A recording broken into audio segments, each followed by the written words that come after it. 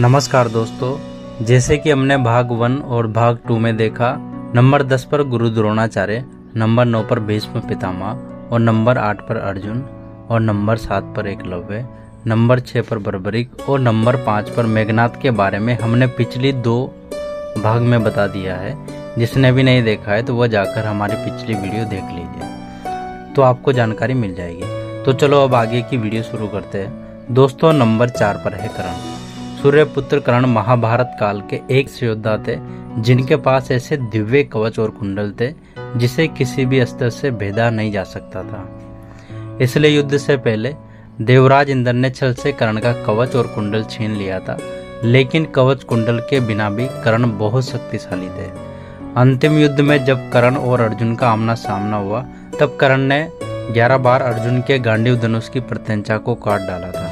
अर्जुन के ब्रह्मास्त्र को कर्ण ने साधारण बाणों से ही काट डाला था। इस युद्ध के दौरान कर्ण ने अपने सर्व प्रमुख बाण से अर्जुन को लगभग मार ही डाला था। अगर भगवान श्री कृष्ण अर्जुन की रक्षा ना करते तो अर्जुन कर्ण के हाथों मारे जाते।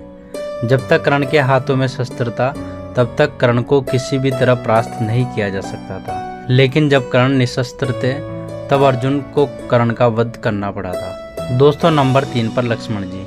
शेषनाग के अवतार लक्ष्मण जी, जिन्होंने अपने जीवन काल में कई असुरों को मार गिराया था, श्री राम के साथ 14 वर्ष वनवास में मारिच जैसे कई बड़े बड़े राक्षसों को मारने में अपने तीखे बाण चलाकर अपना पराक्रम दिखाया था। उनके बाण रेखा में इतनी शक्ति थी कि रावण भी उसे पार नहीं कर सकता था। शास्त्रों के अनुसार वह एक श्रेष्ठ धनुर्धर थे। रावण के महाबलशाली पुत्र इंद्रजीत को परास्त करने और इंद्रजीत का वध करने वाले लक्ष्मण जी ही थे। रावण के शक्तिशाली पुत्र आतिकाय का वध भी लक्ष्मण जी ने ही किया था। युद्ध के दौरान एक बार लक्ष्मण जी ने रावण को मूर्छित कर दिया था।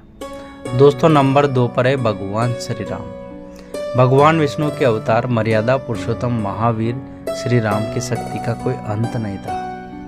स्वयंवर में जब शिव धनुष की प्रत्यंचा चढ़ाने गए तब उनकी शक्ति से शिव धनुष टूट गया था।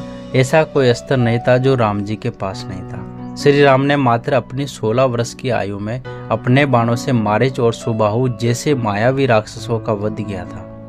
साथ ही सहस्त्र राक्षसों को अपने बाणों से मार गिराया था। जब समुद्र से लंका जाने के लिए श्री राम को मार्ग नहीं दिया, तब उन्होंने अपने बाणों से ही समुद्र को सुखाने का विचार किया था। श्री राम का धनुष पर बाण का संग्रहण करते देख समुद्र देव भी भयभीत होकर उनके सामने प्रकट हो गए थे।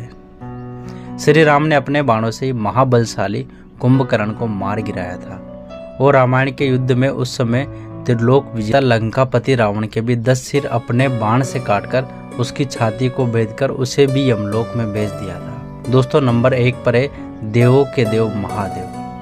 संपूर्ण धर्म, योग और धनुर्विद्या जैसी विद्याओं की शुरुआत भगवान शंकर से होती है और उसका अंत भी होता है। सबसे पहले भगवान शंकर ने ही कार्तिकेय को धनुष विद्या का ज्ञान दिया था।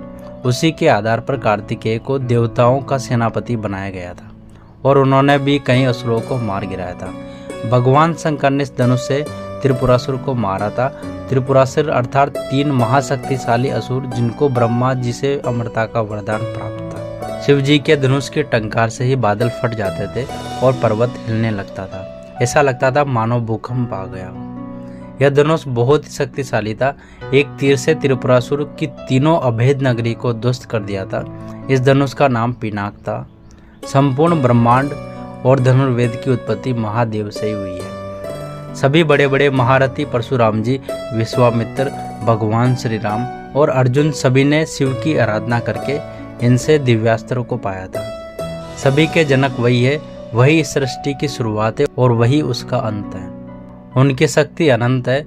वह पल भर में ही अपने एक ही बाण से प्रलय तक ला सकते हैं, किसी का भी विनाश कर सकते हैं। इसलिए वही सर्वश्रेष्ठ है, ऐसा हमारा मानना है। आपके अनुसार सर्वश्रेष्ठ धनुर्धर कौन थे? कमेंट करके हमें जरूर बताएं। और यदि आप लोग भी भगवान महादेव और प्रभु श्री राम को सच्चे दिल से मानते हैं तो इस वीडियो को लाइक और हमारे चैनल को सब्सक्राइब करना ना भूलें। और साथ ही साथ सच्चे दिल से कमेंट बॉक्स में लिखे जय श्री राम, हर हर महादेव।